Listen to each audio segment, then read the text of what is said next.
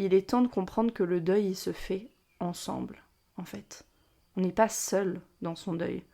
On peut se sentir très seul parce que il y a personne qui était Camille avec son grand-père, par exemple. Donc personne ne comprendra jamais l'intensité ou ce que ça signifiait pour moi, ce deuil. Par contre, je peux choisir d'ouvrir la porte et de laisser les personnes qui m'aiment, les personnes qui me soutiennent, entrer et me soutenir.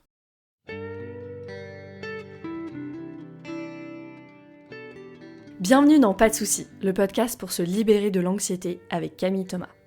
Je suis Camille et avant d'être coach de santé, j'ai été une grande anxieuse.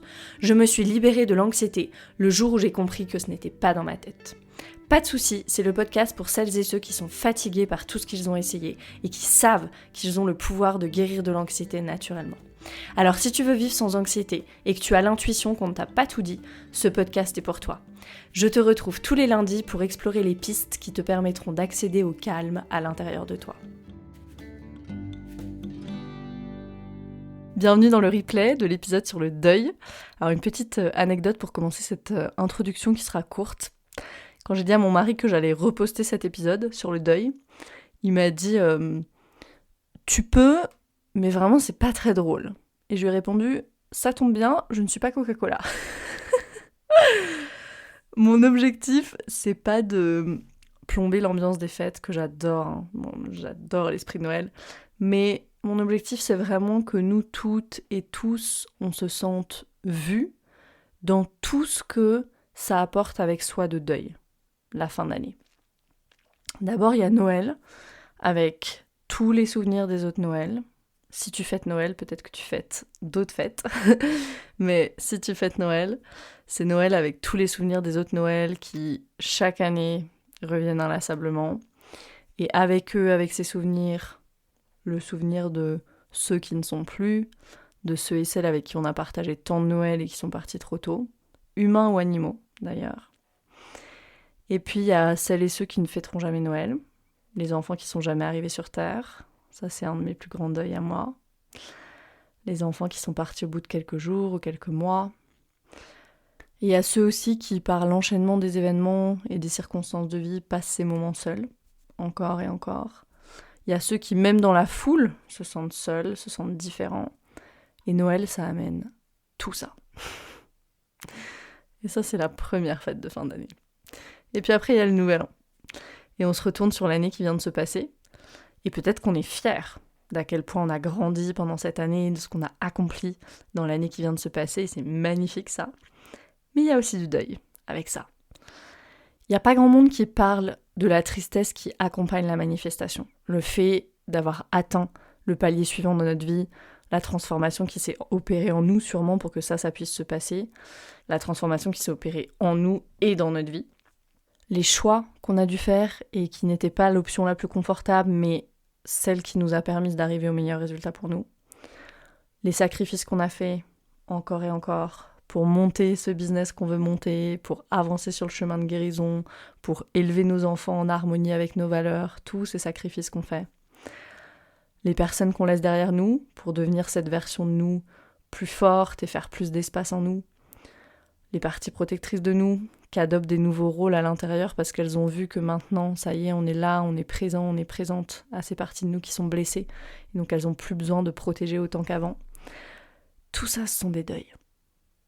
Et quand tu vas te retourner sur ton année, là dans quelques semaines, dans quelques jours peut-être, ça dépend de quand tu écouteras cet épisode, c'est peut-être tout ça qui va émerger. Avec la célébration qui sera peut-être de mise. Et c'est tout ce que je te souhaite. Sur le chemin de guérison aussi, il y a du deuil. Une fois que notre système nerveux il a retrouvé un peu de sécurité, qu'il y a enfin de la place pour autre chose que juste d'échapper constamment au danger, il y a ces parties de nous qui portent de la tristesse depuis si longtemps qu'ont enfin la place de s'exprimer. Il y a enfin de la place, il y a enfin de la capacité en fait, juste en nous, pour ça, de ressentir ça. Et on peut expérimenter à ce moment-là cette tristesse lourde qui nous enveloppe tout entier, tout entière. Et ce que je veux te dire ici, c'est vraiment que c'est normal d'expérimenter ça. Ça ne veut pas dire que tu fais les choses mal, c'est normal. Et tu peux vraiment sans inquiétude faire de la place maintenant à ces deux réalités qui avant étaient incompatibles, mais qui maintenant coexistent, se sentir triste et en sécurité. Et c'est une étape tellement belle du processus, celle-là. Tellement belle. Alors dépose-toi, laisse-toi ressentir tout ça, traverse, et dis-toi qu'il y a toujours d'autres personnes qui sont en train de traverser exactement ça. Si c'est pas proche de toi, un endroit sur la planète, c'est sûr. En ces fêtes de fin d'année qui arrivent, fais de la place juste à ce qui est. Et t'as pas besoin d'expliquer, t'as pas besoin de justifier, et t'as même pas besoin de comprendre, en fait. Commencer à arrêter de poser systématiquement cette question du pourquoi, c'est tout un art. Je pense que je ferai un épisode de podcast spécialement juste sur ce sujet-là. D'arrêter de poser constamment cette question de pourquoi il se passe ça, pourquoi je ressens ça. Juste fais de la place. Et c'est sur ces mots que je te laisse écouter ou réécouter cet épisode sur le deuil, qui est une partie vraiment tellement importante du processus de guérison, et je te souhaite une belle écoute. Combien de fois est-ce que j'ai entendu « je suis de nature anxieuse », « c'est ma personnalité, je suis comme ça », ou une variante de ces phrases fatalistes quand une personne me dit qu'elle a de l'anxiété. De nombreuses fois. Trop de fois. Et ma réponse est toujours la même, invariablement. Non, l'anxiété n'est pas dans ta nature. La plupart du temps, on confond notre vraie nature, donc qui je suis vraiment, avec nos mécanismes d'adaptation. Gabor Maté, il explique ça très très bien. Il nous dit ce qu'on appelle notre personnalité. En réalité, c'est une structure de défense, une structure d'adaptation que nous développons pour faire face à la douleur. Notre personnalité, c'est donc une adaptation à des circonstances passées. C'est comme si elle était plus pertinente aujourd'hui, en fait. C'est juste un mix de tous nos mécanismes d'adaptation. Et on croit que c'est nous. Mais c'est pas nous. Donc moi, je dis, il nous faut faire le deuil, en fait, de notre personnalité. La notion de deuil, elle commence déjà ici. Et là, tu te dis, j'arrête cet épisode. Qu'est-ce que c'est que cet épisode ? Reste avec moi. Ok, je dois faire le deuil de ma personnalité. Si c'est que des mécanismes d'adaptation, ça devrait être facile. C'est pas si facile. C'est pas si facile déjà parce qu'on s'y identifie à notre personnalité. Si on croit que c'est nous, bah si j'en fais le deuil, c'est quoi maintenant ? Qui je suis ? Je perds mon identité. Et c'est pas si facile non plus parce que le deuil, il est très lié à l'amour, finalement. On va en parler. Si on a besoin de faire le deuil de quelque chose, c'est bien qu'on l'aimait. Alors là, peut-être que ça vous vient en tête, peut-être que vous avez dû faire le deuil de personnes avec qui vous vous entendiez pas forcément. Oui, je suis d'accord, et parfois c'est même peut-être encore plus dur, mais il y a forcément une partie de nous qui aimait cette personne, au moins qui a été attachée. Erich Fromm, il dit quelque chose de très très beau, il dit « S'épargner à tout prix le chagrin ne peut se faire qu'au prix d'un détachement total, qui exclut la possibilité de connaître le bonheur. » Donc je sais pas vous, mais moi, j'ai pas tellement envie de faire ce voyage sur Terre sans l'amour. Ça serait un peu sec, un peu triste. Et donc le deuil vient avec. Si je veux l'amour, il y a le deuil. C'est un package.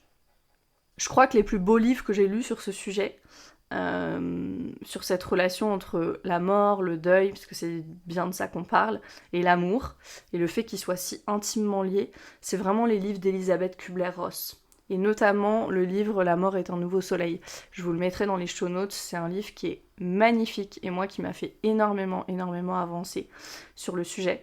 Donc je peux que vous le conseiller. Alors pourquoi parler du deuil dans un podcast sur l'anxiété ? Vous dites peut-être elle est bizarre celle-là. C'est pas bizarre parce que le deuil fait partie du processus de guérison. Ça c'est une première chose. Et puis après j'ai identifié vraiment 5 peut-être raisons ou éléments en tout cas dans lesquels le deuil et l'anxiété sont intimement liés selon moi. Déjà si je pars de je suis en deuil, je vois que je dois faire un deuil, alors ici je distingue 2 formes du deuil. Ok, à chaque fois que je vais parler du deuil, je parle vraiment des deux. Je parle du deuil de la perte et je parle du deuil comme étape du chemin de guérison. Je m'explique. Je parle à la fois du deuil qui s'impose à nous par la perte d'un être cher, bien sûr, par une séparation, un déménagement. Souvent, c'est des moments, ça, qui sont très difficiles. C'est pas juste la mort de quelqu'un, hein, vraiment un divorce, un déménagement. Quelqu'un qui déménage aussi, ça peut être vraiment très difficile, un peu comme un électrochoc de la vie. Souvent, d'ailleurs, après les faits, des mois, des années après, on se rend compte que c'était source de guérison ces moments-là, parce que c'est des moments, Joe Dispenza, il parle de moments de métacognition, moi j'aime vraiment cette expression. Il dit, c'est un peu ces moments où on sort du bocal, en fait. D'habitude, on vit notre petite vie dans le bocal, et puis ces moments-là de grand chagrin ou de grande souffrance, on sort du bocal, et ça nous permet de pouvoir lire l'étiquette qui est sur le bocal, et l'étiquette, c'est qui je suis, où est-ce que je vais, qu'est-ce que je veux de la vie, etc. Donc c'est vraiment ces moments de métacognition. Donc je parle, du deuil, provoqué par la mort, un grand changement dans la vie, etc. Et aussi le deuil comme étape de guérison. Le deuil qui nous invite à faire le deuil de notre enfance, de ces versions de nous. Le deuil qu'on fait vraiment au fur et à mesure du chemin de guérison. Je vais revenir sur les deux, mais voilà, déjà que ce soit clair que je parle vraiment à chaque fois de ces deux formes-là du deuil. Donc moi j'ai identifié un peu 5 éléments où le deuil et l'anxiété sont complètement entremêlés. Déjà, quand il y a un deuil, souvent il y a un grand changement dans la vie quotidienne. Que ce soit une séparation, que ce soit la mort de quelqu'un. On ressent de l'anxiété en fait. On ressent de l'anxiété parce que ça nous place dans une situation de grand changement, dans une situation de vulnérabilité. Notre quotidien, il est complètement chamboulé. Si je prends l'exemple de ma grand-mère qui a perdu mon grand-père il y a quelques années, elle a dû se réorganiser du coup pour une vie seule, après 50, même plus de 50 ans je crois de vie à deux. Donc c'est sûr que ça chamboule et c'est sûr qu'il y a énormément d'anxiété qui peuvent venir de ça, mais c'est pareil si je déménage par exemple, mon quotidien il est complètement chamboulé. Donc ça c'est un premier élément où le deuil et l'anxiété sont, pour moi, vont main dans la main. Il y a le deuil, tous les deuils qui n'ont pas eu de place pour être exprimés. Donc je l'ai dit, la mort de quelqu'un, mais effectivement, deuil d'une situation, deuil d'un lieu, deuil d'une séparation, même un déménagement. Moi je me souviens, on a déménagé quand j'avais 6 ans, et je crois que c'est mes premiers souvenirs. Alors j'ai des souvenirs plus tôt que ça dans mon enfance, mais vraiment ça fait partie de mes premiers souvenirs marquants. Je me souviens que j'avais eu l'impression de mourir. Ça a été un vrai trauma pour moi, ce déménagement à l'âge de 6 ans. Alors on pourrait se dire il y a des choses plus graves dans la vie, mais vraiment, vraiment. Et ça, on va le voir, il nous faut travailler avec ces parties de nous qui disent il y a plus grave dans la vie. Non. Le deuil, il demande à être exprimé, il demande à être vécu, il a besoin de place. Une autre chose, c'est que le deuil, alors là je vais parler plus précisément dans le cas d'une personne qui décède, ça nous confronte à notre propre mortalité. Et même dans, par exemple, une relation qui se termine, dans d'autres situations de la vie où un deuil est vécu, même je pense à un niveau peut-être plus subtil, mais on est confronté à notre mortalité. Et le fait d'affronter cette vérité fondamentale en fait, et aussi, alors cette vérité de tout le monde va mourir, ça on veut plus entendre hein, dans notre société, mais oui on va tous mourir. Si déjà ça vous active, mettez le podcast en pause. On est dans une société qui nous fait croire qu'on ne va pas mourir. Il y a un grand philosophe qui a dit « Apprendre à vivre, c'est apprendre à mourir ». Je sais plus qui a dit ça, ça me vient là comme ça, mais c'est vraiment ça. Donc c'est ça déjà, c'est cette vérité humaine fondamentale qui peut être déjà hyper triggering, hyper activante. Et puis c'est l'imprévisibilité de la vie. À quel moment ça va arriver, on ne sait pas. Ça peut arriver demain, dans 6 mois, dans 50 ans. Or déjà quand on est anxieux, on aime bien savoir ce qui va se passer, on aime bien prévoir, on aime bien se préparer. Or je pense que cette histoire du deuil et de la mort, c'est le domaine de la vie où c'est impossible de savoir. Si la question de la mort et plus particulièrement de la peur de la mort est un sujet pour vous, je vous recommande chaudement les livres d'Irvin Yalom, je vais aussi les mettre en show notes, ok. D'autres livres encore qui m'ont fait énormément avancer sur le sujet et qui sont même assez légers à lire parce qu'il a romancé pas mal de ses ouvrages, mais avec de belles leçons de vie, de belles vérités dedans. C'est vraiment des magnifiques livres. Après, ce qui peut être difficile aussi, c'est ce que crée notre esprit après la mort de quelqu'un. Alors là, je vais vous donner un exemple pratique. Ça peut être par exemple, sans exemple personnel, un exemple un peu plus général. Ça peut être, j'ai quelqu'un qui est mort d'une maladie, et du coup, dès que je tousse ou dès que j'ai une douleur, je me dis, ça y est, je suis malade, j'ai le cancer, et je deviens hypocondriaque. Un exemple que j'ai vécu, moi, c'est quand le mari de ma mère est décédé. Je me souviens que pendant des mois, c'était à ce point-là, pendant des mois, à chaque fois que mon compagnon quittait la maison le matin, je me disais, ça se trouve, je ne le reverrai plus ce soir.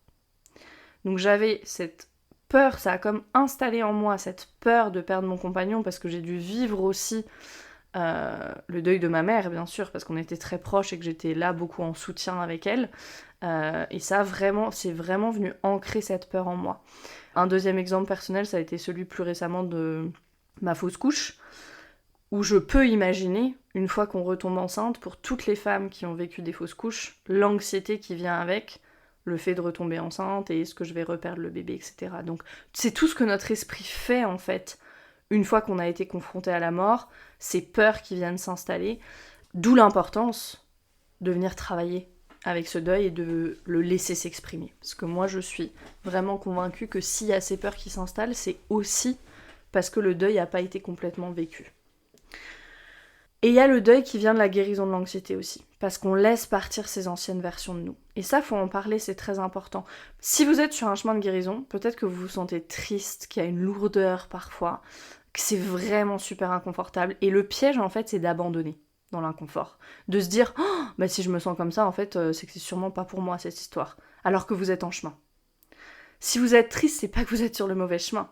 C'est que vous traversez la phase du deuil qui fait partie de la guérison. On va parler des 5 étapes de la guérison à la fin de l'épisode.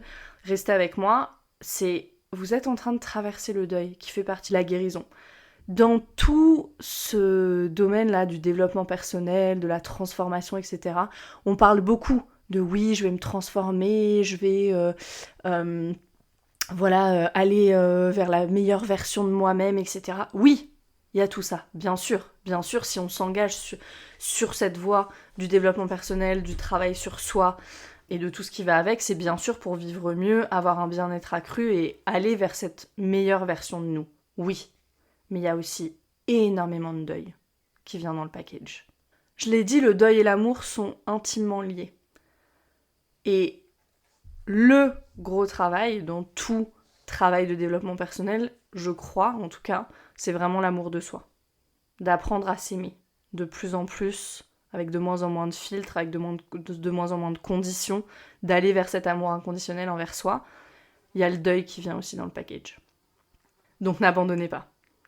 Je pense que c'est important de vous partager très rapidement comment les deuils ont marqué ma vie pour que vous puissiez comprendre depuis quel espace aussi ça vient. Les deuils qui ont marqué ma vie, ils ont été proches ou lointains. Bizarrement, ça a commencé avec un deuil lointain, mais qui m'a beaucoup, beaucoup affectée. Alors pourquoi je parle d'un deuil lointain ? C'est parce que c'était pas quelqu'un de la famille. Mais parfois, on est plus proche de personnes qui sont pas de la famille d'ailleurs que de personnes de notre famille. Mais j'avais 15-16 ans et c'était un voisin. On était très proches, nous, entre voisins. On faisait beaucoup de choses l'été, etc. Donc c'était vraiment un ami. Et vous savez, c'est ces personnes que vous croisez tous les jours.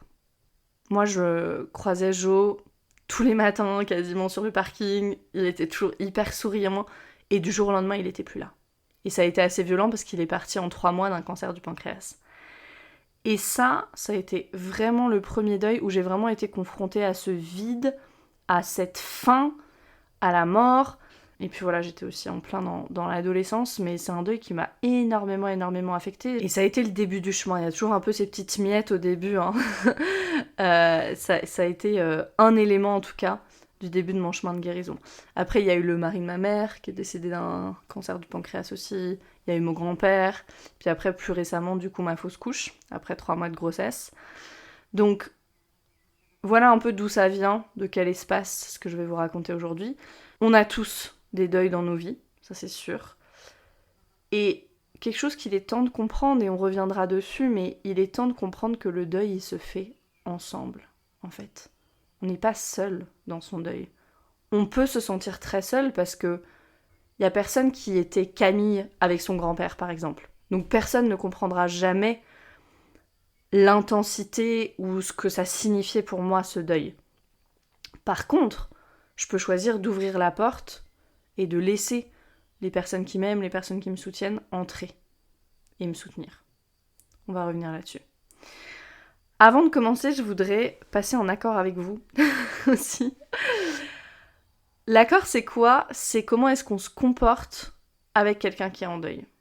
Ça, je l'ai vraiment vécu pendant ma fausse couche. C'était très intéressant. Ne dites jamais à quelqu'un en deuil « n'hésite pas si tu as besoin » ou « je suis là si tu as besoin ». Faites quelque chose. Mettez-vous en action.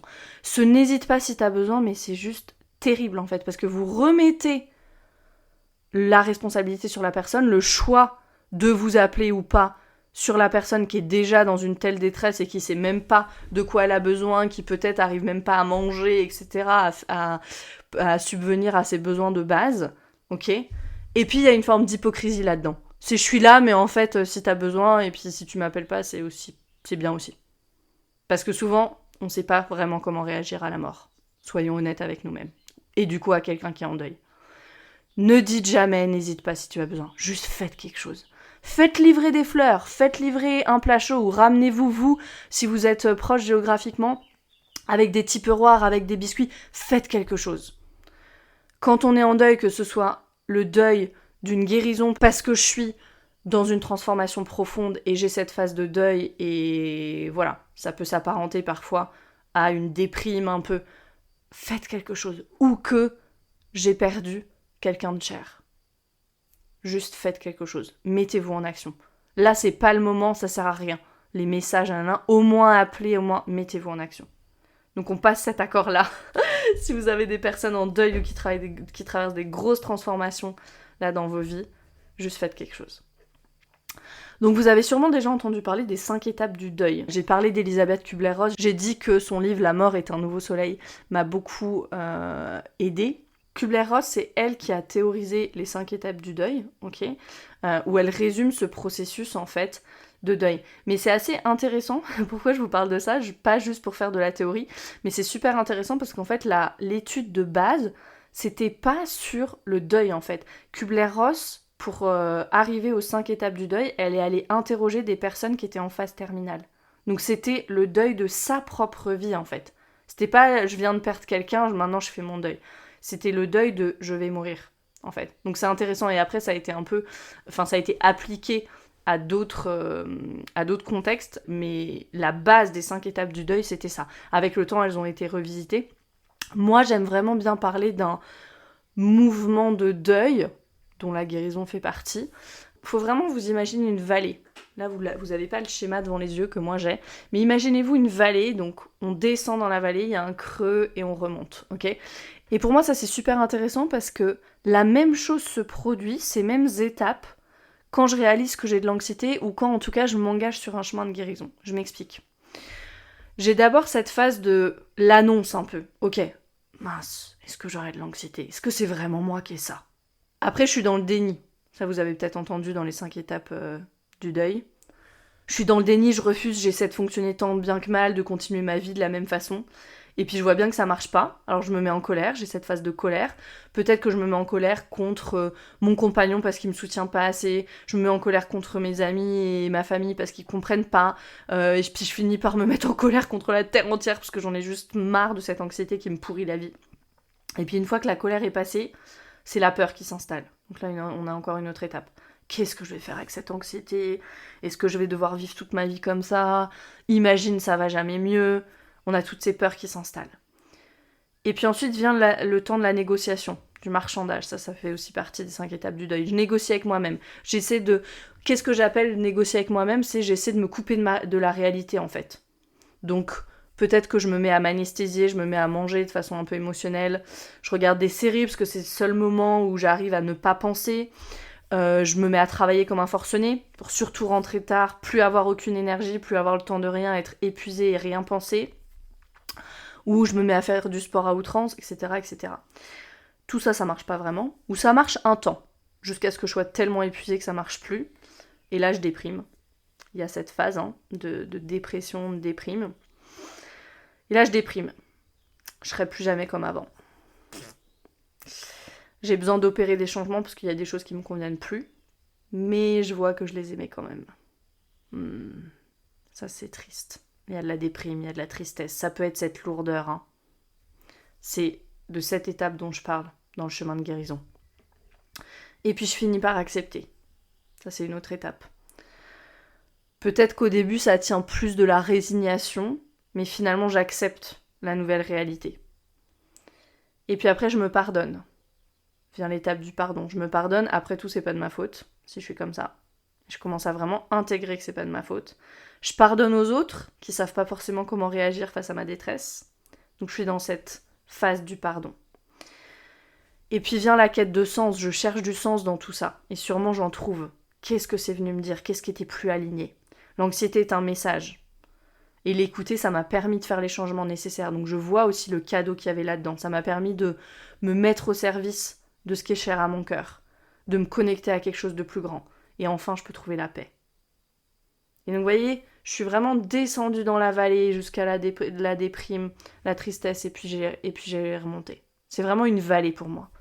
Je remonte avec l'acceptation, le pardon, je trouve du sens, et puis enfin, je peux vraiment m'apaiser. Donc vous voyez à quel point c'est intéressant, à quel point finalement les phases du deuil, pour moi, elles sont très similaires aux phases de la guérison. C'est ça qui est très intéressant. Un autre grand expert sur le deuil, c'est David Kessler. Alors David Kessler, il a perdu son fils de 21 ans, puis il a commencé à se spécialiser dans le deuil, il a coécrit des livres avec Elisabeth Kubler-Ross notamment, et lui, il décrit 5 domaines du deuil. Alors j'ai pris ces 5 domaines et puis je vais vous raconter un petit peu comment je les comprends et comment ça peut nous aider. Donc les 5 domaines pour lui, c'est la compréhension, la guérison, l'esprit, l'héritage et puis la connexion. La compréhension, c'est déjà qu'est-ce que c'est ce deuil. Et puis chacun le comprend différemment. J'ai dit que le deuil, il a besoin de place, il a besoin d'être vécu, il a sûrement besoin d'être exprimé, on va le voir, il a besoin d'être partagé surtout. Mais souvent, les gens autour de nous, ils veulent juste qu'on aille mieux, en fait. Ils sont bien intentionnés, ils nous voient si déprimés au fond du trou, ils veulent qu'on aille mieux. Ils ont de bonnes intentions, mais ils interfèrent, en fait. Ils interfèrent.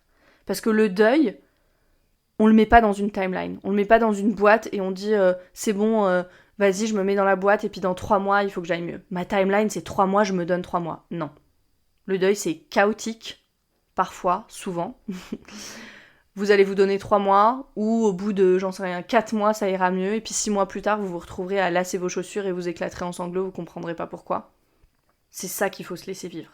C'est super important. David Kessler, il raconte qu'il était en tournée en Australie. J'adore cette histoire, je la trouve vraiment touchante et magnifique. Il était en tournée en Australie et il a rencontré une chercheuse qui lui a parlé du travail qu'elle faisait pour étudier le mode de vie des villages indigènes au nord de l'Australie. Et il y a un des villageois qui lui a raconté que la nuit où quelqu'un meurt, tout le monde dans le village déplace un meuble, ou autre chose, dans sa cour, en tout cas. Ok, pourquoi ils font ça? Pourquoi ils font ça? Ils font ça pour que le lendemain, quand la famille qui est en deuil, elle se réveille et qu'elle regarde à l'extérieur, elle constate que tout a changé. Depuis la mort de l'être cher. Pas seulement pour elle, mais pour tout le monde. Et c'est comme ça que ces communautés, ils témoignent en tout cas, et ils reflètent le deuil pour les familles qui sont en deuil, pour les proches. Elles montrent en fait aux proches, de façon concrète, tangible, que la mort de la personne est importante. Ils rendent la perte visible en fait. Et c'est tellement beau, j'ai la gorge qui se serre d'émotion en vous disant ça, parce que c'est tellement beau, souvent ce qui se passe dans le deuil, si vous avez déjà vécu ça, que ce soit un deuil de guérison ou un deuil de perte, on a l'impression que le temps s'arrête pour nous et pourtant le monde y continue de tourner en fait. Et de voir autour de nous concrètement comme ça, parce que tout le monde change quelque chose, que oui, ça a changé, que plus rien ne sera jamais comme avant, parce que la réalité c'est celle-là. Et elle est mordante. Plus rien ne sera jamais comme avant, c'est tellement magnifique. Et donc c'est ce que je vous disais, on a vraiment besoin que le deuil y soit ensemble. Aujourd'hui, dans nos sociétés occidentales assez... j'ai envie de dire égoïstes, individualistes, disons-le de façon plus neutre, le monde continue à tourner, à la vitesse folle où il va, en plus. Et nous, on a l'impression que ça s'est arrêté. Donc c'est pour ça que je reviens vraiment et je réinsiste sur l'importance de faire quelque chose si vous avez une personne en deuil autour de vous. Le deuil, c'est ensemble, c'est quelque chose d'universel. On expérimente tous, toutes des deuils dans nos vies. N'en faisons pas une expérience individuelle, voire isolée. Faisons-en une expérience collective, universelle, parce que c'est ce qu'elle est, en fait. J'aime cette métaphore de la rivière. Le deuil, c'est comme une rivière qui t'emmène où t'as besoin d'aller. Tes proches, ou même certaines parties de toi, aimeraient que tu sortes de l'eau le plus vite possible, mais la rivière, elle te demande d'avoir confiance. Est-ce que tu peux avoir confiance que tu sais faire? Parce qu'on sait faire avec le deuil. On n'a jamais l'occasion de baigner dans l'intensité et dans une certaine beauté aussi du processus. Alors le deuxième domaine, c'est la guérison. Parce que bien sûr, à un moment donné, il faut se diriger activement vers la guérison. C'est quand même hyper important. On commence à moins pleurer, ensuite on va mieux, ensuite on pleure peut-être plus, et puis on pleure à nouveau, on comprend pas, comme ce que je disais tout à l'heure. Faut vraiment accepter cette imprévisibilité. Je sais que quand on a de l'anxiété, c'est vraiment pas évident, mais vraiment, n'essayez pas de mettre le deuil dans une timeline. Je vais vous partager après dans l'épisode un petit texte, moi, que je trouve magnifique, qui m'a énormément aidée sur ce sujet-là. Ensuite, il y a l'esprit, dont on a déjà parlé. Mais là, j'aimerais parler plus particulièrement de ce que l'esprit peut faire en nous culpabilisant, justement. Et vraiment en compliquant les choses. Vous savez, c'est tous ces « et si ». Et si. Si je prends l'exemple de la fausse couche, c'est « et si j'avais mangé différemment ?» Et si j'avais pas utilisé tel ou tel produit, j'en sais rien. Et si je m'étais plus reposée. Et si j'étais pas allée marcher tel jour. Toutes ces choses folles, finalement, mais qu'on se fait dans notre tête, en fait. Quand quelqu'un décède, et si j'avais répondu à son coup de téléphone? Et si j'étais allée lui rendre visite il y a un mois? Est-ce que ça aurait changé quelque chose? Ils vont venir les ici, c'est sûr. Mais est-ce que vous pouvez les déposer sur le côté de la route et continuer votre chemin? Et pas courir avec les histoires de votre mental qui essayent de vous culpabiliser. Il y a une écrivaine qui s'appelle Anne Lamotte qui dit « Mon esprit est comme un mauvais quartier, j'essaie de ne pas y aller seule. » Je trouve qu'elle est hyper parlante. Cette citation est très vraie. Mais David Kessler, il dit « La douleur est inévitable, la souffrance est facultative. » Qu'est-ce que ça veut dire? La douleur, elle est inévitable. On va ressentir une douleur juste immense quand on perd quelqu'un, quelque chose, une situation, après une séparation. La douleur, elle est immense. Mais la souffrance, elle est facultative. Est-ce que, ensuite, après la douleur, je choisis des pensées qui continuent à me faire souffrir, c'est-à-dire peut-être qui me font culpabiliser, etc., ou pas? Donc je répète ça parce que je trouve que c'est vraiment important. La douleur est inévitable, la souffrance est facultative. Est-ce que je peux choisir mes pensées et est-ce que je peux choisir des pensées qui sont au service de ma guérison? Si je reprends l'exemple de la fausse couche, la douleur de perdre un bébé ne peut pas être niée, ça c'est sûr. Mais par contre, le fait de se culpabiliser, ça c'est de la souffrance qui n'est pas nécessaire.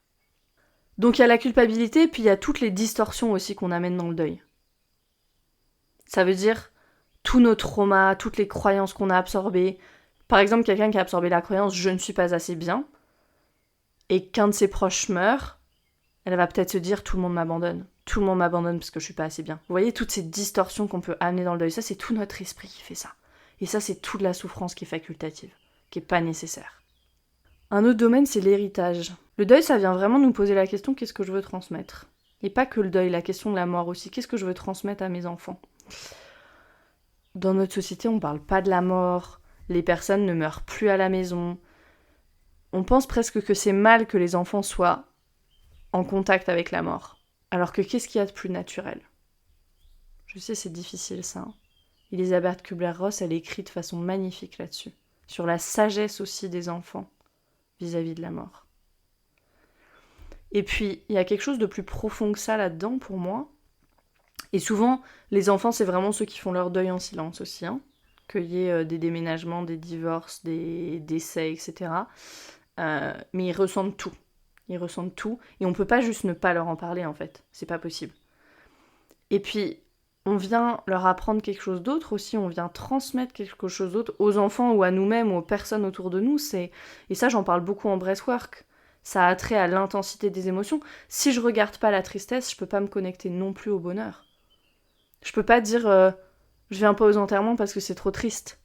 Ok, bah dans ce cas-là, je viens pas au mariage parce que c'est trop joyeux. Vous voyez, le truc, c'est absurde en fait. Si je me coupe de l'intensité des émotions qui sont aussi inconfortables, comme la tristesse, comme la déprime, comme le désespoir, etc., je me coupe par la même occasion de toutes les émotions qui sont si belles et qui sont si intenses aussi, confortables, beaucoup plus confortables, mais je me coupe d'elles aussi. Si je me coupe de la tristesse, je me coupe de la joie. Si je me coupe de la douleur, je me coupe de la gratitude. Et toutes ces émotions, elles sont aussi sacrées les unes que les autres. Donc est-ce qu'on peut choisir d'avoir cet héritage-là, de transmettre ça? Et puis le dernier domaine, c'est la connexion. On avait, si je parle là je vais parler plus précisément du deuil de quelqu'un, mais on avait une relation physique avec la personne, émotionnelle aussi, et maintenant il va nous falloir apprendre à avoir des relations spirituelles. Alors, ça tient bien sûr des croyances, est-ce que la personne elle est vraiment partie ou pas, est-ce qu'elle est encore là? Je vous laisse chacune avec ça. Moi je pense fondamentalement que les personnes ne partent pas, et j'ai eu, notamment pendant la fausse couche dont je vous parlerai un petit peu plus tout à l'heure, vraiment un épisode d'éveil, et je suis encore plus convaincue maintenant que nos êtres chers restent avec nous, même après la mort physique. Mais voilà, il nous faut vraiment apprendre à avoir ces relations qui sont plus de l'ordre du matériel et du physique. Alors maintenant qu'on a exploré le deuil, comment est-ce qu'il participe à notre guérison? Ça c'est quand même super important. Et pour moi, on a plusieurs deuils à faire, du coup. La première étape, c'est de faire le deuil de notre enfance. Alors on va parler de faire le deuil de son enfance, on va parler de faire le deuil de certaines relations, et faire le deuil de certaines situations. Quand on s'engage sur le chemin de guérison, c'est tout des deuils, ça, qui demandent à être vécus. Le deuil de notre enfance, c'est à partir de ce moment-là que tout a commencé pour moi. J'avais énormément de colère envers moi-même, énormément de honte aussi, quand j'ai eu un épisode dépressif de quelques mois, quand j'avais 19 ans. Je me levais plus du lit, c'est là où ma mère m'a envoyée chez le psy. Et j'avais énormément de honte, énormément d'incompréhension. En fait, je me disais, j'ai eu une enfance heureuse, j'ai de la chance, je fais de bonnes études, on m'a tout donné, et pourtant je suis dans cet état-là. Il y avait toute cette incompréhension, toute cette colère, toute cette honte vis-à-vis de ceux qui avaient des vrais problèmes, en fait. Moi, j'avais pas de vrais problèmes. Je considérais pas que j'avais de vrais problèmes. Mon père était malade depuis longtemps, mes parents s'étaient jamais entendus, avaient fini par divorcer, mais j'avais pas l'impression que tout ça ce soit un problème, en fait. Jusqu'ici, j'avais très bien fonctionné, j'étais excellente à l'école, j'avais beaucoup d'amis, tout allait bien finalement, donc ça voulait dire que tout allait bien pour moi. Et véritablement, maintenant je m'en rends compte, mais il m'a fallu des années, je refusais d'admettre même le fait que j'avais traversé des choses difficiles. Juste de dire, t'as traversé des choses qui sont pas faciles, c'était impossible pour moi. Et alors de là à parler de trauma, bon je connaissais même pas le mot, mais même de guérison, fallait pas m'en parler. D'ailleurs, quand j'ai commencé à lire des choses sur le développement personnel à peu près à cette époque-là aussi, parce que je cherchais des solutions, le mot guérison, ça me hérissait. Je me disais, mais de quoi ils parlent? Ils se plaignent, tous ces gens, moi je suis pas malade, j'ai pas besoin de guérir.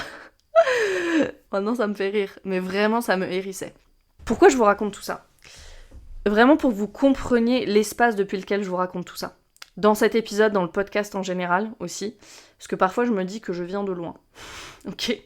Donc, faire le deuil de son enfance. Beaucoup d'entre nous, on n'a pas complètement fait le deuil, on n'a même pas complètement traité le chagrin de l'enfance, en fait. Et la douleur, elle disparaît pas comme ça. On le sait, on parle beaucoup d'enfants intérieurs. Si vous êtes sur ce chemin de guérison, vous avez très certainement entendu ce terme-là.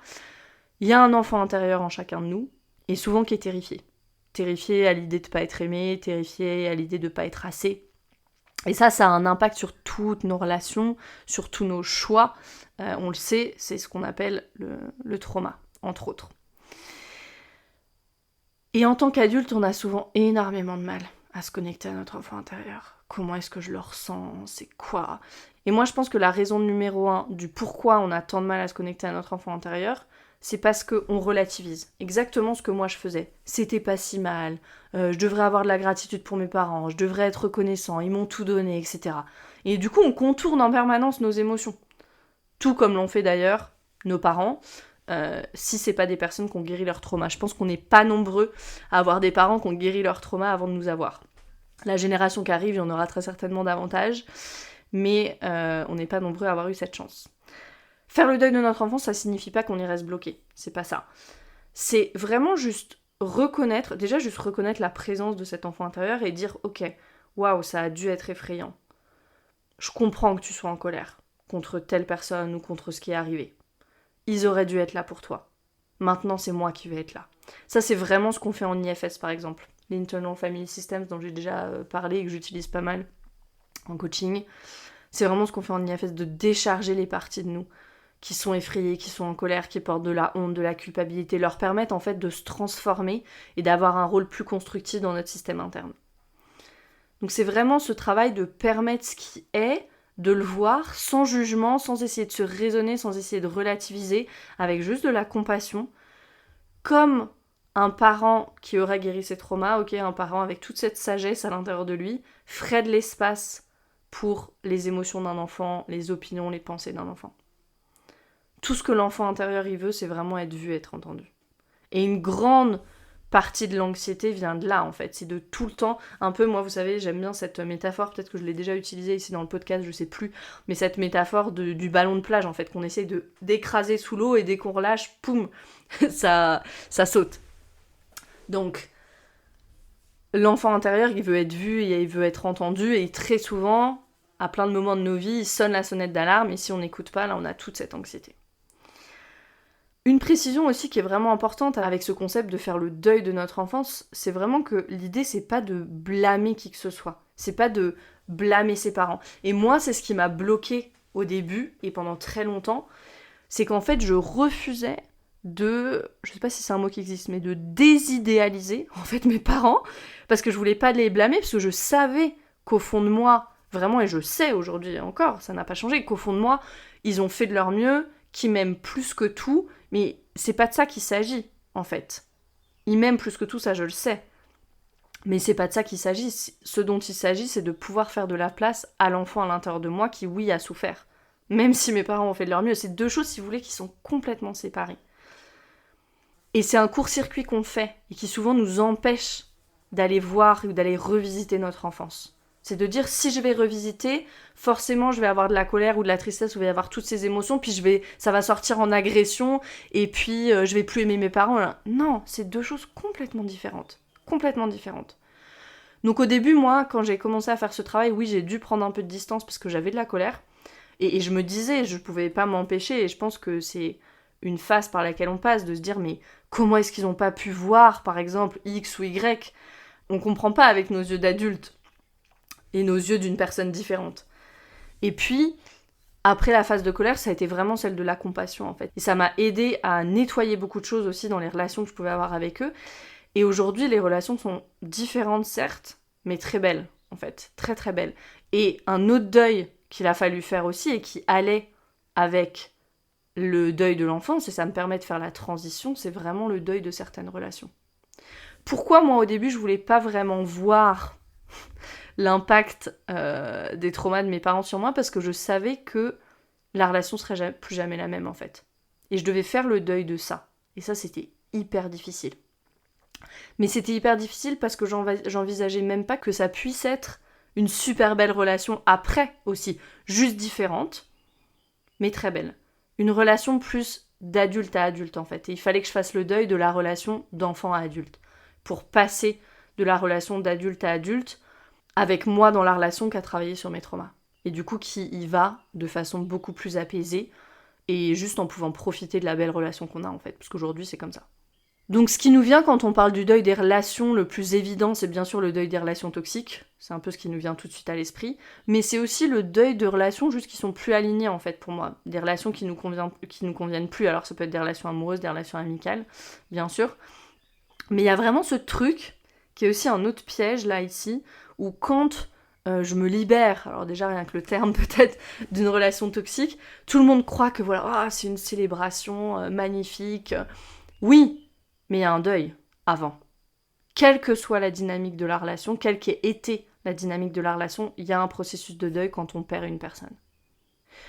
Moi, je vais vous dire, j'ai vu ma mère pleurer tous les jours pendant 6 mois, après le divorce de mes parents, alors même que c'est elle qui était partie. Incompréhensible, on pourrait se dire. C'est toi qui fais le choix de mettre fin à une relation, c'est toi qui pars, et pourtant c'est toi qui pleures pendant 6 mois. Oui, il y a un processus de deuil à faire. De la relation, de situations, passées, à venir, qui ne seront plus, surtout. Et ça me permet de faire la transition, avec le deuil de situation. Ça a été hyper dur pour moi aussi, pendant longtemps, depuis toute petite. Je me souviens en colonie de vacances, c'était tragique pour moi à la fin des colonies de vacances, parce que je me disais, rien que de me dire en fait que cette situation, avec ces mêmes personnes, avec tous ces éléments, tous ces détails, ne sera plus jamais la même, c'était terrible pour moi. Terrible. Ça peut être le deuil du coup de situations passées, mais le deuil aussi de situations qui n'existeront jamais. Par exemple, une relation que j'aimerais avoir avec quelqu'un, mettons, j'en sais rien, vous n'êtes pas très proche de vos frères et sœurs et vous aimeriez avoir cette relation de confident, de confidente, plus intime, etc. Mais c'est pas le cas, parce que peut-être vous n'êtes pas sur la même longueur d'onde, vous n'êtes pas dans les mêmes étapes de vie, ou la personne en face, elle a juste pas envie de ça. Faut faire le deuil de ça aussi.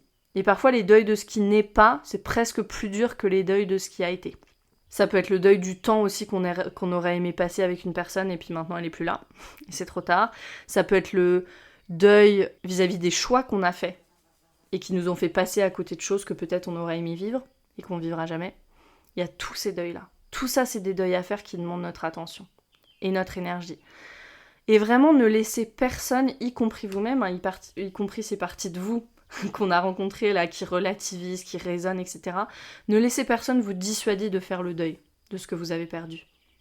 Et c'est un vrai challenge, parce que dans notre société, c'est toujours il faut avancer, on a quand même de la chance, allez, il faut passer à autre chose. Le message, il est celui-là. Beaucoup plus que je te donne l'espace et tout le temps nécessaire pour ce processus. Moi, là-dessus, quand j'ai eu ma fausse couche, j'ai eu des amies qui étaient absolument extraordinaires. Beaucoup d'entre elles sont coachs, thérapeutes, etc. Donc peut-être que c'est pas pour rien, mais qui m'ont dit ne minimise pas, prends le temps, voilà, et qui m'ont vraiment invitée à ça. Et je pense que sans elles, j'aurais été beaucoup plus rapidement. Je me serais un peu précipitée et j'aurais pas vécu cette période comme je devais la vivre. Donc entourez-vous de personnes qui seront capables de vous dire prends le temps. Je suis là, pas juste je suis là, qui vous appellent concrètement, qui font des choses, qui vous disent prends le temps, minimise pas, c'est important ce que tu vis là. Peut-être même c'est beau ce que tu vis là, si vous êtes prêt à l'entendre. Parce que la vérité, c'est qu'on dit le temps guérit les blessures. Ça, c'est quelque chose, ça ira mieux avec le temps. C'est pas vrai. Le temps, ça permet juste aux blessures de plonger dans le subconscient et de devenir des traumas qu'il nous faudra aller travailler tôt ou tard.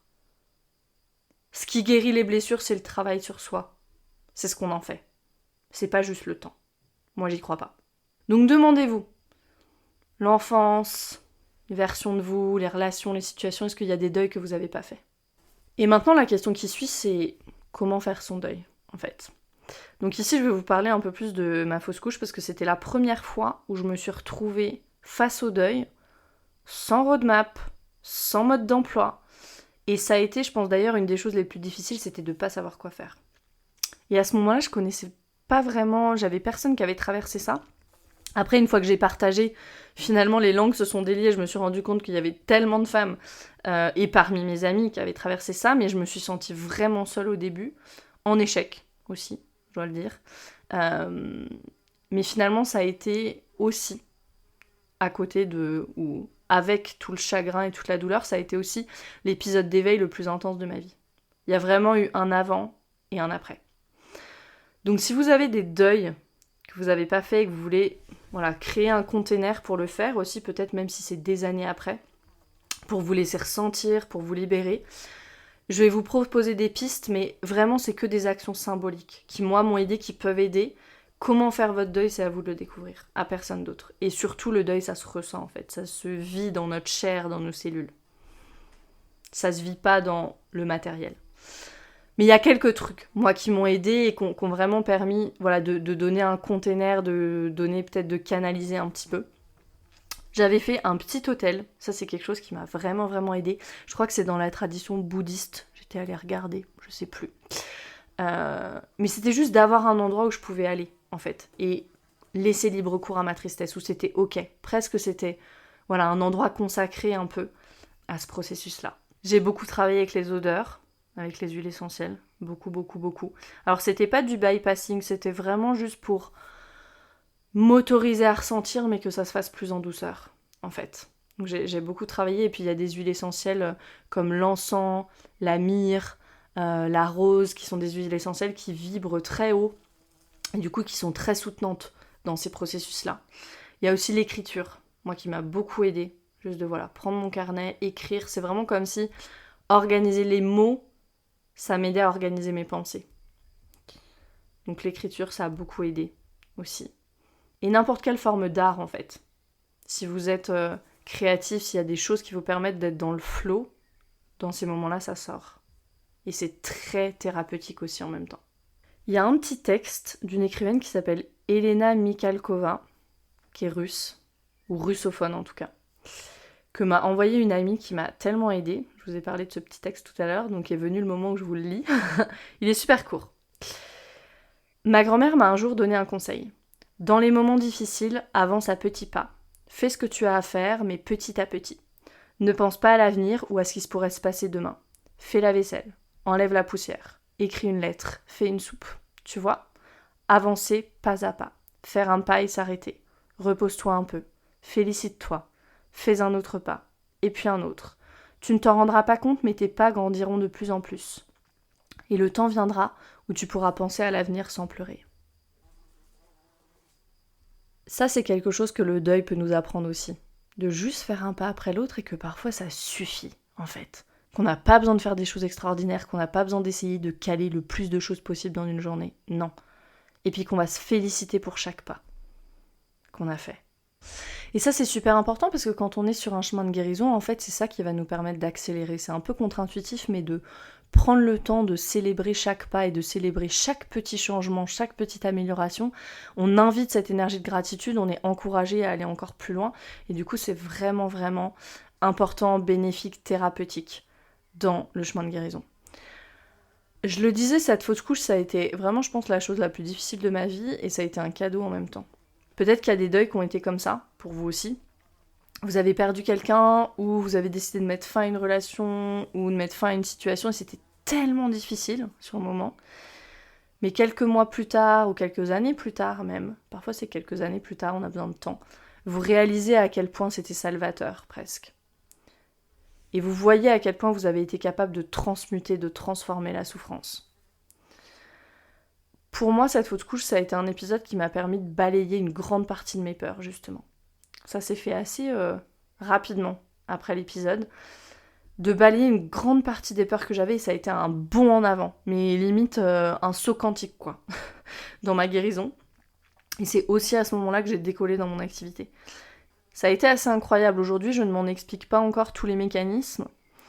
Et de toute façon, j'ai pas besoin de l'expliquer.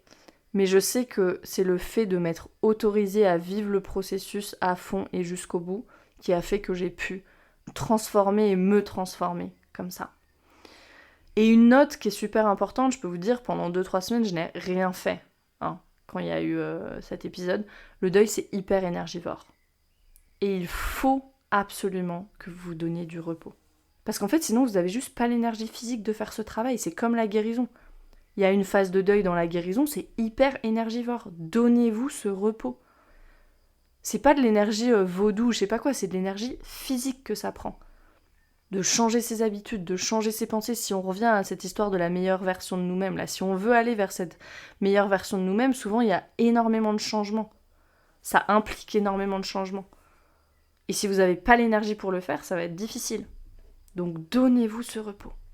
Et donc je vais terminer justement avec les étapes de la guérison. Donc Nicole Lepera de Holistic Psychologist, elle décrit ces étapes. Je vais vous partager un petit peu ce que j'aimerais exprimer sur chacune d'elles. Donc il y a le choc, la honte, le désespoir. C'est un peu cette première étape là où on commence à comprendre nos fonctionnements. On commence à comprendre nos fonctionnements, nos comportements, nos schémas. Et ça change déjà la vie telle qu'on la connaît en fait. Parce qu'on se dit... Oh là là, dans telle situation, je pensais que c'était de ça dont il s'agissait, et en fait, pas du tout, c'était juste ma façon de réagir, etc. Ça peut être déjà hyper challengeant, c'est déjà hyper challengeant, et ça peut amener beaucoup d'émotions. Pour moi, c'est vraiment quand j'ai compris que, déjà, ok, j'ai de l'anxiété, et j'ai compris juste déjà que mon passé a un impact sur mon présent. Déjà ça. J'étais encore beaucoup dans l'analyse, à ce moment-là, et un peu dans le désespoir, aussi. Parce que j'étais là, ok, maintenant j'ai tout compris... où j'avais l'impression en tout cas d'avoir tout compris, mais j'étais désespérée parce que je me sentais toujours aussi mal en fait. Et j'avais cette honte dont j'ai parlé tout à l'heure parce que j'avais eu une enfance heureuse. Pourquoi est-ce que j'étais comme ça ? Et puis après, il y a la deuxième étape qui est celle de l'espoir et d'une plus grande conscience, ok ? On commence à se dire, peut-être que la vie, elle a plus de sens que juste mon fonctionnement en pilote automatique. On commence aussi à se dire, et si mes choix créent ma réalité ? Donc on commence à ouvrir les portes là. Moi, ça, je crois que ça a été vraiment quand j'ai fait mon année de césure. C'était assez rigolo, ça, après ma 3e année de licence.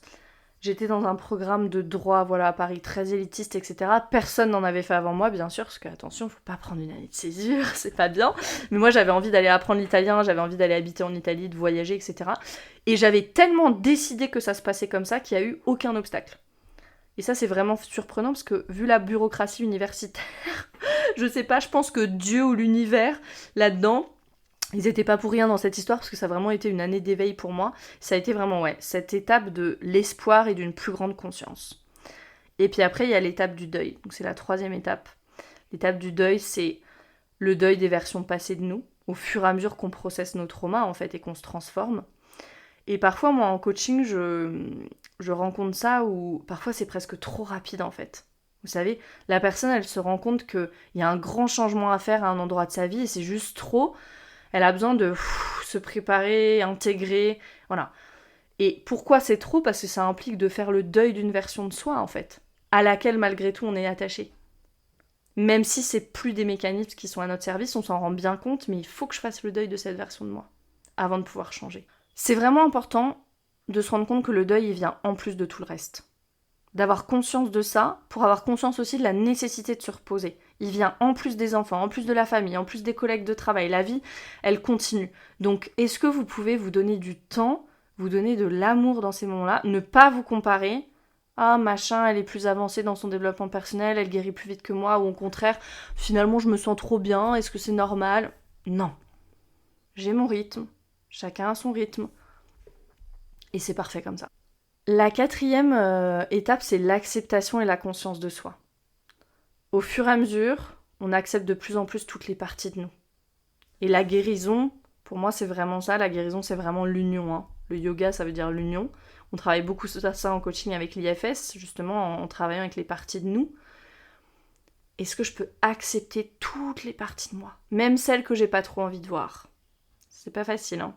Ces parties qui ont honte, la critique intérieure, tout ça c'est des parties de nous. Est-ce que je suis capable de voir et d'accepter toutes ces parties de moi, même celles que j'aimerais bien mettre sur le côté ? Et avec cette étape-là, on commence à être capable d'évoluer avec beaucoup plus de compassion, de vulnérabilité. On évolue. Et puis la 5e étape, c'est le sens en fait. Où on se dit, ok, là j'ai vraiment une vie qui a du sens. Du sens pour moi, hein, bien sûr, mais on reconnaît que la vie c'est peut-être pas un hasard. Qu'il ne s'agit plus de l'apparence ou du succès social, financier. On a vraiment besoin de choses authentiques, on a besoin de relations authentiques, profondes, on veut se mettre au service de quelque chose, on a besoin d'une communauté, c'est quelque chose qui a de la valeur pour nous, on a besoin de projets qui nous portent, voilà. Et cette transformation, elle permet aussi aux autres de se libérer. Pour moi, les 2 dernières étapes, elles se superposent un peu, parce que voilà, accepter toutes les parties de nous et puis avoir une vie qui a du sens, c'est work in progress hein, pour tout le monde. Mais c'est très important et j'aimerais insister sur cet aspect de communauté. Je l'ai dit que personne ne peut comprendre la totalité, l'intensité et tout ce que ça implique pour nous et notre deuil et notre chemin de guérison. C'est normal, mais accepter le soutien, accepter l'amour, est-ce que vous pouvez ouvrir la porte en fait ? Ça demande de la vulnérabilité ça. Ça demande vraiment beaucoup de vulnérabilité, c'est pas facile, mais c'est vraiment de se rappeler que le deuil, c'est cette expérience universelle. Et du coup, comme dans le village en Australie, ça devrait être une expérience collective, tout comme la guérison. À chaque fois qu'on se guérit, nous, on guérit le collectif.